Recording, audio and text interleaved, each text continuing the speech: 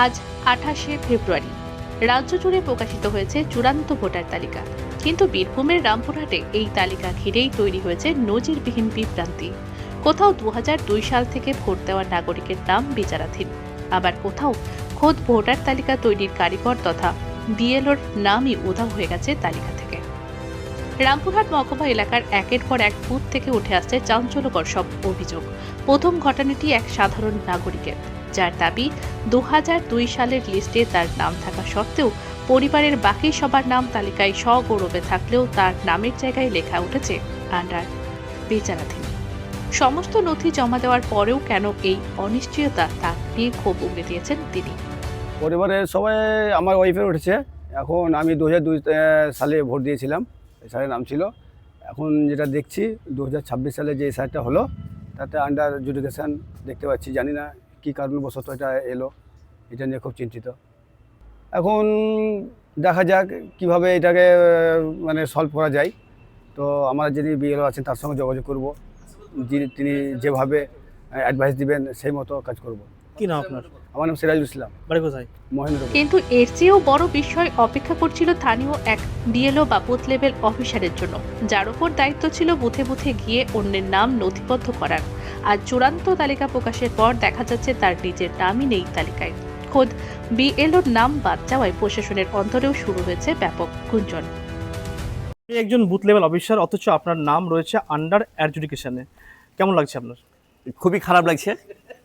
খারাপ এই কারণে লাগছে যে আমি একজন বুথ লেভেল অফিসার ১৫১ ওয়ার্ডের, বগটুই পূর্ব পাটের। আমি একজন সরকারি এমপ্লয়। আমার হিয়ারিং এসেছিল।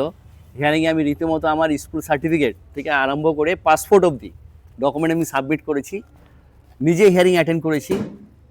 তা সত্ত্বে আজকে চূড়ান্ত তালিকায় আমি নামটা দেখতে যাই, তো দেখি যে আমার নামটা আন্ডার অ্যাডজুডিকেশন আছে। দেখে আমার হাসিও লাগলো, খারাপও লাগছে। তো আমি সাধারণ ভারতবর্ষের নাগরিক হিসেবে বলতে চাই যে আমরা যদি আমাদের যদি এরকম অবস্থা হয়, তাহলে সাধারণ মানুষ যারা খেটে খায় বা অসহায় মানুষ, তাদের ক্ষেত্রে তারা কোথায় যাবে? তাদের ক্ষেত্রে যদি এরকম হয়, তারা তো অসহায়। তো আমি নির্বাচন কমিশনকে প্রশ্ন করব যে এইগুলো একটু যেন কীভাবে দেখা হোক। যিনি দিনরাত এক করে সাধারণ মানুষের নাম ভোটার তালিকায় তোলার কাজ করলেন, কেন তারই নাম বাদ পড়ল? যেখানে নির্বাচন কমিশন নির্ভুল ভোটার তালিকার দাবি করেছে, সেখানে একজন সরকারি কর্মীর নাম গায়েব হওয়া কি বড় কোনো যান্ত্রিক ত্রুটির দিকে ইঙ্গিত দিচ্ছে, নাকি নথিপত্র যাচাইয়ের স্তরে কোথাও বড়সড় গাফিলতি থেকেই যাচ্ছে?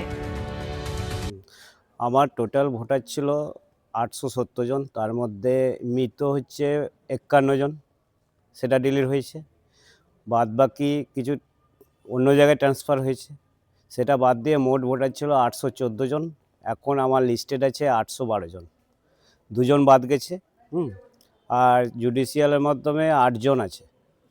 ওর বাবার নাম ভুল থাকার কারণে, ঠিক আছে, তারা আমাদের স্থানীয় ভোটার, তার বাবা ঠাকুরদারও নাম আছে, ঠিক আছে, কিন্তু নামের বানানে বা অন্য কিছু সমস্যার জন্য লিঙ্কেজ করা হয়েছিল, সেটা হয়তো ওরা কিছু ভুল তথ্য হয়েছে বলে ২ জন বাদ গেছে।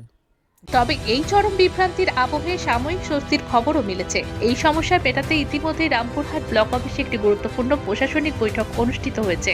প্রশাসনের উচ্চপদস্থ আধিকারিকদের উপস্থিতিতে হওয়া এই বৈঠকে আশ্বস্ত করা হয়েছে যে যাদের নাম এখনো ওঠেনি বা যাদের নাম বিচারাধীন রয়েছে, তাদের নিয়ে দুশ্চিন্তার কোনো কারণ নেই। প্রতিটি বিষয় পুনরায় বিচার করে খতিয়ে দেখা হবে। আমরা বৈঠকে বসেছিলাম, বিডিও সাহেব এবং এইচডিও সাহেব ছিলেন বৈঠকে। এইচডিও সাহেব আমাদের আশ্বস্ত করলেন যেগুলো বিচারাধীন থাকবে তাদেরও প্রত্যেকের নাম উঠবে। আমি বললাম, স্যার, যেসব ব্যক্তিরা আমার পাড়ার মানুষরা, যাকে আমাকে কোলে পিঠে মানুষ করেছে, তারা হয়তো ডকুমেন্টসের অভাবে প্রমাণ করতে পারছে না তারা বৈধ কি অবৈধ, অথচ আমার এলাকার মানুষ, সেই মানুষগুলোর ক্ষেত্রে কী হবে? তো বললেন যে বৈধ ভোটার একটা বাদ যাবে না, এটা আপনাদের আশ্বস্ত করতে পারি, বাকিটা নির্বাচন কমিশনের হাতে। মিটিং শেষে যখন ভোটার তালিকা প্রকাশ হলো, আমি দেখছি আমার ওয়ার্ডে, রামপুরহাট ১৪ নম্বর ওয়ার্ডে ৩টে পার্ট, ১৩১, ১৩২, ১৩৩। ১৩১ পার্টের দেখছি ৯ জন ডিলিট দেখাচ্ছে ভোটার লিস্টে, ১৩২ পার্টের ১৩ জন ডিলিট দেখাচ্ছে, এবং ১৩৩ পার্টে প্রায় ১০টার উপরে ডিলিট দেখাচ্ছে। এমন এমন ব্যক্তিকে ডিলিট দেখানো হয়েছে যারা রেলে চাকরি করেন, হিয়ারিংয়ে এসেছিলেন, রেলের পিপিও বই দিয়েছেন, ডকুমেন্টস দিয়েছেন। যে মানুষগুলো জীবিত আছেন তবুও তাদের ভোটার লিস্টে তাদের নামের উপরে লেখা আছে ডিলিট বলে। এইটা কি করে হলো? আমরা বারবার বলেছি অবৈধ ভোটার বাদ যাক, আমাদের কোনো যায় আসে না, কিন্তু বৈধ ভোটার যাতে একটাও না বাদ যায় সেই জন্য আমরা বারবার বলে এসেছি যে সেটা প্রশাসনকে লক্ষ্য রাখতে হবে, নির্বাচন কমিশনকে লক্ষ্য রাখতে হবে। কিন্তু এই মুহূর্তে যে দেখলাম এটা বিশাল একটা চক্রান্ত, জীবিত মানুষকে ডিলিট করে দিয়েছে, মৃত দেখানো হচ্ছে। এই নিয়ে আমরা চুপ করে বসে থাকবো না।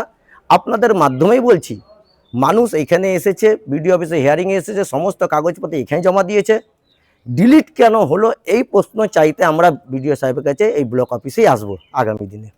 কি নাম? যদিও প্রশাসনের পক্ষ থেকে জানানো হয়েছে যাদের নাম বিচারাধীন পর্যায়ে রয়েছে তাদের তথ্য পুনরায় যাচাই করা হবে, কিন্তু নির্বাচনের দোরগোড়ায় দাঁড়িয়ে এই বিভ্রান্তি কি সাধারণ মানুষের গণতান্ত্রিক অধিকারকে ক্ষুণ্ণ করবে না? প্রশ্ন থেকেই যাচ্ছে।